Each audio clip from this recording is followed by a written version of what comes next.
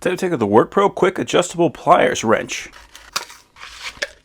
Okay, so nice short little guy, something that's going to be easy to put on your pocket or even on a keychain if you need to.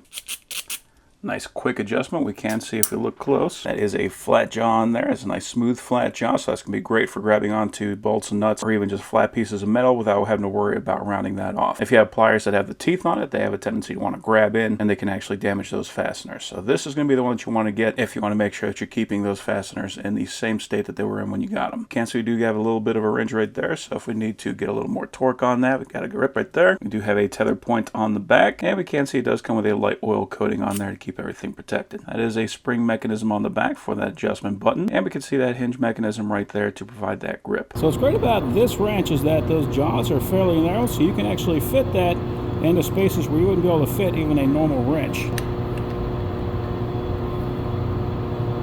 There we go. Now we can spin that guy out. And plus, just having a tiny guy like this means I can throw that guy in my pocket and just always have that thing on me, so that when I come across something that I need to tackle, I don't need to go back and find my tools. I'm already going to be ready to go. And as long as you're using this guy right, you can grab onto pretty much anything. So the idea is you never want to rotate like this. You always want to rotate so that the curve is going to be on the back of your hand. You're going to be pushing. So if I just clamp that onto the table, it'll hold itself there.